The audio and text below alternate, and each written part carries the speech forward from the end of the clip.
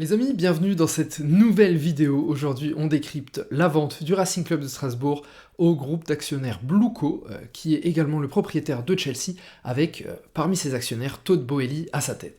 Alors ça fait quelques temps que j'ai pas fait de vidéo sur cette chaîne, mais là je trouve qu'il y a un peu une sorte de momentum, c'est-à-dire un peu un moment idéal, dans le sens où ça fait quelques temps que je voulais refaire des vidéos, et là c'est un sujet qui m'intéresse, déjà parce que le Racing Club de Strasbourg c'est mon club de cœur, je suis ce club depuis tout petit, je vais vous parler dans la vidéo un peu plus de ma relation avec ce club, et ensuite aussi parce que c'est un sujet qui m'intéresse beaucoup, comme moi je m'intéresse beaucoup à la multi-club ownership, c'est-à-dire le fait qu'un propriétaire va avoir plusieurs clubs, et là c'est exactement ce qui se passe avec le Racing Club de Strasbourg, donc j'avais envie de vous en parler. Dans les prochaines semaines, je vais un petit peu refaire des vidéos, je vais faire des vidéos sur le multi-club ownership, je vais parler probablement de Red Bull et de sa stratégie dans le football, je vais parler aussi de Manchester City et de sa stratégie, et je vais parler en général du multi-club ownership, donc n'hésitez pas à vous abonner. D'ailleurs la vidéo sur le Racing Club de Strasbourg dans laquelle je raconte l'histoire du Racing, c'est la vidéo la plus vue de la chaîne, ça fait plaisir. Dans cette vidéo, aujourd'hui, on va parler de différentes choses, je l'ai décidé de la découper en plusieurs parties, une première partie où je vais parler du contexte,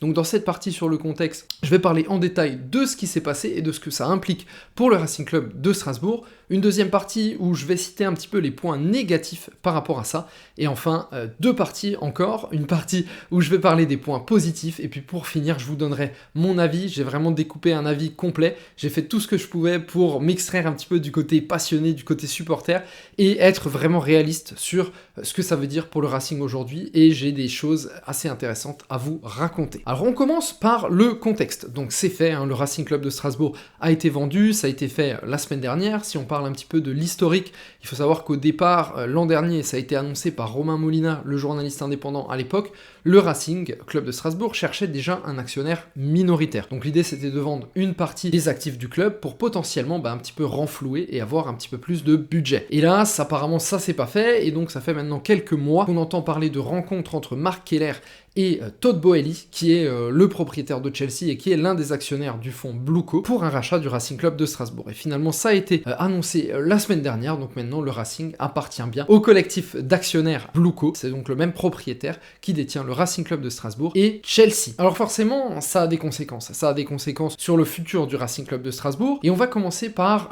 différents points un petit peu négatifs que cette vente peut potentiellement apporter. Quels sont les risques? C'est un petit peu ce dont je vais parler tout de suite, et puis après on fera les points positifs, et puis pour finir, en conclusion, je vous donnerai mon avis. Alors pour commencer sur les points négatifs, il y a une première chose, c'est quand même que, dans un sens, l'aspect un peu local du Racing Club de Strasbourg va forcément un petit peu disparaître. Alors moi j'ai une relation un peu particulière à ce club, l'an dernier j'ai même été licencié du club, puisque le club a aussi une section amateur, et donc j'ai joué pour cette section amateur. Bon après je me suis blessé, j'ai eu une pubalgie l'an dernier, j'ai pas fait beaucoup de matchs, mais malgré tout voilà, ça fait aussi que je m'entraînais chaque semaine, et en parallèle, je suis abonné maintenant depuis quelques années. L'an dernier, voilà, j'ai passé la plupart du temps la saison dans le COP. Et il faut savoir que ce club, il a quand même une forte attache locale. Alors le club, il avait été racheté par Mark Keller, j'en parle dans ma vidéo sur l'histoire du Racing Club de Strasbourg, qu'il avait racheté avec 13 autres actionnaires, qui étaient tous des actionnaires alsaciens, qui étaient en général des entrepreneurs alsaciens, même un des entrepreneurs qui faisait partie des racheteurs, qui est le fournisseur de boissons de mon papa, qui est hôtelier-restaurateur. Donc vous voyez un petit peu cette attache locale très puissante. Voilà, moi en parallèle, c'est pareil, hein, j'ai beaucoup de potes, j'ai mes cousins, j'ai des cousines qui vont voir les matchs, je suis allé voir des matchs avec mon papa, je suis allé voir des matchs avec ma petite sœur, ma grand-mère regarde les matchs. Voilà, je suis pas sûr qu'il y a beaucoup de clubs en France et de clubs dans le monde où il y a une telle attache alsacienne, je dirais, à ce club, pour la simple et bonne raison que depuis un bon nombre d'années, c'est le seul club alsacien, et donc forcément, ça crée de l'attachement. Et forcément aussi, les gens s'attachent à une histoire, et cette histoire d'un groupe d'actionnaires, tous alsaciens, qui ont racheté le club pour le faire revivre, qui se sont battus, qui ont remonté le club de la CFA2 jusqu'à aujourd'hui. En tant que passionné, je peux pas vous dire que c'est quelque chose qui compte pas pour moi. Certes, Mark Keller reste président, on va voir comment ça va évoluer, peut-être que ça va rien changer, peut-être que Chelsea va pas du tout être présent dans les décisions, peut-être que Blueco va pas du tout être présent, ça j'en parlerai après dans les points positifs, que c'est aussi un petit peu la direction que prend le football aujourd'hui. Est-ce que je suis content avec ça? Est-ce que je le suis pas? Je sais pas, à vous de me dire en commentaire ce que vous en pensez, mais c'est vrai que c'était une fierté pour moi que ce Racing, ça reste vraiment un club local, et aujourd'hui c'est quelque chose qui en quelque sorte va un petit peu disparaître. En parallèle, on entend souvent que le Racing Club de Strasbourg aujourd'hui pourrait devenir une succursale de Chelsea, c'est-à-dire qu'on va faire jouer des joueurs, on va les faire progresser chez nous, dans le simple but qu'ils aillent ensuite jouer à Chelsea. C'est ce qu'on entend souvent dans les multi-club. Alors moi, pour bien m'être renseigné au cours des dernières années sur le sujet de la multi-club ownership, voilà, de ces propriétaires qui ont plusieurs clubs, faut savoir que c'est quand même quelque chose qu'on retrouve assez rarement. Il y a Leipzig qui fait ça très bien, Red Bull qui fait ça très bien, en allant former des joueurs au départ à, il me semble que c'est Linz, leur premier club,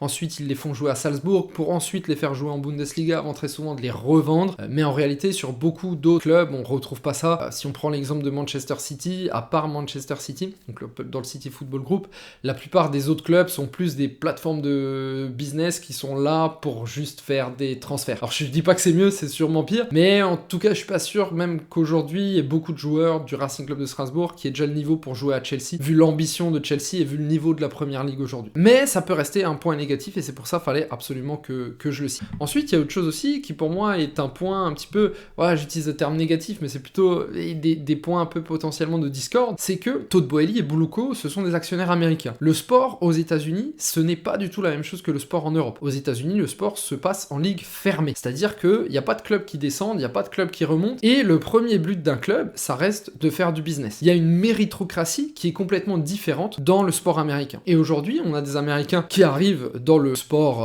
européen, c'est le cas de John Textor comme c'est le cas de Todd Boehly, et qui ont leur conception du sport qui est peut-être un peu différente que de la nôtre. Je sais pas si ça va être positif à long terme ou négatif, mais potentiellement c'est aussi des personnes qui forcément ne vont pas être contre la Super League, parce que le concept de Super League il est très similaire au concept du sport qu'on a aux États-Unis. Et je pense avant tout, forcément, et ça j'en reparlerai dans mon avis, que potentiellement ces investisseurs sont aussi là pour faire du business. Et là, on part un petit peu du football qu'on avait il y a des années, où on était vraiment sur un football à un peu de passion, avec les présidents un peu à la papa, à un football business, et on est en train de plus en plus d'entrer là-dedans. Ensuite, il y a un dernier point, qui est un point de question, puis après je vais passer au point positif, c'est le relatif échec de Todd Boehly à Chelsea. Faut le dire aujourd'hui, il a trouvé de bonnes idées.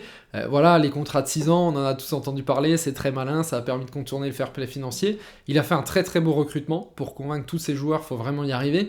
Mais derrière, aujourd'hui, on est quand même sur un relatif échec. Il y a quand même 3 entraîneurs qui sont passés par Chelsea l'an dernier. Chelsea finit à une place qui n'est pas qualificative pour la Ligue des Champions. Donc il y a un relatif échec de ce projet et on est en droit de se demander, voilà, qu'est-ce que ça va donner. Je pense qu'il y a aussi des points positifs sur ce rachat. Premièrement, il faut dire qu'aujourd'hui, le Racing est un pauvre en Ligue 1. La plupart des présidents de clubs de foot français aujourd'hui, ce sont soit des fonds d'investissement, soit des pays, comme le Qatar ou Paris Saint-Germain, soit des propriétaires extrêmement aisés, très souvent milliardaires, et je pense que, voilà, je pense pas me tromper là-dessus, je pense que Marc Keller n'est pas milliardaire. Et j'ai des doutes honnêtement que sur les présidents du Racing Club de Strasbourg, on soit sur un multimillionnaire, et en parallèle, même sur l'ensemble des actionnaires, je suis pas sûr qu'on soit sur un nombre énorme de multimillionnaires. Et qu'est-ce que ça fait ça? Ça fait que forcément, c'est plus difficile de prendre des risques. Et aujourd'hui, on est sur un football qui évolue à une vitesse grand V. Et donc forcément, quand tu peux pas prendre des risques parce que tu es pas sûr que tes actionnaires puissent remettre la main au pot, forcément, tu es obligé de jouer un petit peu plus petit et tu t'exposes à une concurrence. Et d'ailleurs, c'est ce que Marc Keller a souligné plusieurs fois. Il l'a dit, aujourd'hui, on est arrivé au maximum de nos capacités. Maximum de nos capacités dans le sens où aujourd'hui, le stade est toujours plein.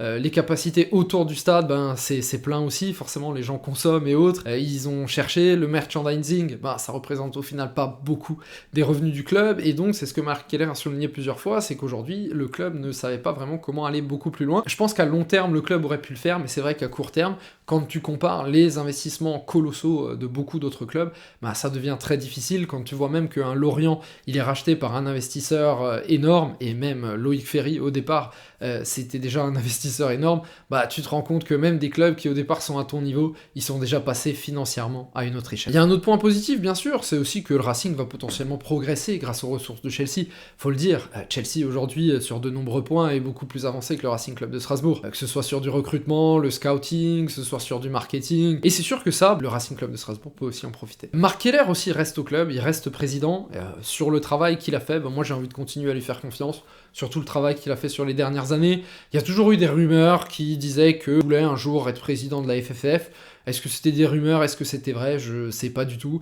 En tout cas, moi je suis content de le garder au sein du club, qui va avoir vraiment les mains libres pour faire tout ce qu'il veut, ça je ne suis pas dans le secret des dieux, mais quoi qu'il arrive, je suis très content de le voir encore ici, et j'ai envie de voir ce que ça va donner. Pour finir, je vais vous donner mon avis. Honnêtement, voilà, j'ai fait un petit peu cette vidéo aussi avec le cœur, mais avec un avis un peu business, forcément, de prendre du recul et de dire dire un petit peu ce que ça vaut vraiment. Je peux pas dire est-ce que c'est bien ce rachat ou est-ce que c'est pas bien. Une chose est sûre, c'est que ça me fait un petit pincement au cœur en tant que passionné, mais d'un autre côté, c'est aussi l'évolution du football d'aujourd'hui, et je pense que le spectateur, il est toujours tiraillé entre le passé et le futur. Forcément, on veut tous voir notre club grandir, mais faut aussi le dire, on aime bien le passé du club et on y est attaché. Différents arguments, et maintenant je vais vous donner mon avis. Il y a un premier argument qui est de dire que Strasbourg va devenir une succursale de Chelsea. Là-dessus, j'ai un avis assez mitigé. Je pense qu'aujourd'hui, il y a peu de joueurs du Racing qui ont le niveau pour jouer à Chelsea, donc je pense qu'à court terme, il n'y a pas forcément beaucoup de joueurs qui vont aller jouer là-bas. En revanche, c'est vrai que peut-être que Chelsea, à terme, va utiliser Strasbourg comme une plateforme de transfert pour gagner plus d'argent et faire plus de business. C'est ce que fait, par exemple, Manchester City. On l'a vu à 3, il y a même à 3, il y a eu des transferts, c'est des joueurs qui sont juste passés et qui ont directement été transférés. Parce que 3, à ce moment-là, avait de la trésorerie, ça a permis de recruter les joueurs et de les revendre plus cher. Il y a cette possibilité et il faut se méfier. J'espère que c'est pas ce qui va arriver au Racing Club de Strasbourg et j'espère qu'on va avoir vraiment une ambition pour ce club. Il y a un autre vrai problème, c'est pour moi les compétitions européennes. Enfin, je pense pas que Strasbourg va jouer la Ligue des Champions l'an prochain, mais effectivement aujourd'hui on est sur une situation où l'UEFA refuse que 2 clubs jouent la même compétition. Alors Salzbourg et Leipzig ont réussi à le faire, il y a toujours des possibilités. On le voit avec Toulouse et Milan qui ont le même propriétaire et qui essayent de faire quelque chose. On va voir ce qui se passera à l'avenir. Pour moi, sur mon avis, le gros point, c'est de savoir si aujourd'hui Todd Boehly il veut appliquer le modèle Leipzig ou le modèle Manchester City. Le modèle Leipzig, c'est le modèle de Red Bull. Là, on est sur un vrai modèle de multi-club où effectivement on va recruter des joueurs, on va les faire jouer en D2 autrichienne, c'est ce qui est arrivé il me semble à Dayo Upamecano, on va les faire progresser, on va les faire jouer à Salzbourg et ensuite on va les transférer au Red Bull Leipzig où ils vont s'entraîner au Bundesliga et potentiellement on va les revendre plus cher. Il y a des défauts sur le modèle Leipzig, il n'y a pas à dire, mais je le trouve plus intéressant que le modèle Manchester City, le modèle du City Football Group. Aujourd'hui, le modèle du City Football Group, faut être honnête, il y a un club phare qui est Manchester City. C'est là-bas qu'on a les paillettes, c'est là-bas qu'on a le reste. Et honnêtement, il y a très peu de joueurs qui transitent et qui vont aller de Troyes en France vers Manchester City. Il faudrait vraiment étudier l'ensemble des transferts au cours des dernières années, mais je suis pas sûr que ça existe. En revanche, sur le modèle du City Football Group, effectivement, là, il y a autre chose à souligner, c'est que le City Football Group fait énormément de business avec ses clubs. On va aller mettre des joueurs qui vont peut-être jouer un an, on va les transférer, on va gagner de l'argent, et forcément, quand t'as 15 clubs, bah, tu fais infiniment plus de business que quand t'as un seul club. Et là-dessus, ça c'est un modèle qui, moi, me déplairait, et j'espère que, bien sûr, on va pas aller vers ce modèle-là. Est-ce que le modèle de Leipzig, il est parfait? Je pense pas. Je trouve, peut-être en tant que passionné, un petit peu mieux que le modèle de Manchester City. C'est vrai que Salzbourg joue quand même les compétitions européennes, c'est déjà ça. Voilà, après, c'est peut-être juste l'évolution du football, et c'est peut-être juste le football d'aujourd'hui. Et enfin, j'ai un dernier point sur mon avis à donner, c'est qu'aujourd'hui, moi, j'ai pas encore compris, pour avoir étudié plusieurs modèles de multi-club ownership, j'ai pas encore compris pourquoi Todd Boehly est dans le football. Si on regarde Red Bull, c'est très clair. Ils sont dans le football pour faire grandir leur marque Red Bull. Si on regarde le Qatar, c'est tout aussi clair. Ils sont dans le football pour faire du nation branding, c'est-à-dire mettre leur pays, qui est un pays inconnu, hein, le Qatar, en avant. Si on regarde d'autres pays, l'Arabie Saoudite, c'est aussi très clair pourquoi ils sont dans le football. Aujourd'hui, j'ai pas encore compris pourquoi Todd Boehly est dans le football.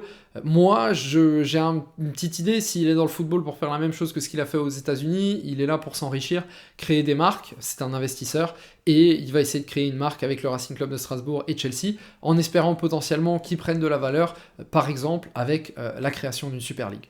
On verra, moi je sais pas encore, je vous laisse me donner votre avis en commentaire, j'essaie de faire cette vidéo le plus clair possible, en détaillant des choses, en oubliant mon côté passionné, j'espère que ça plaira, et puis surtout, j'ai envie de vous dire, on va suivre ça l'an prochain, et on en reparle très vite dans les vidéos.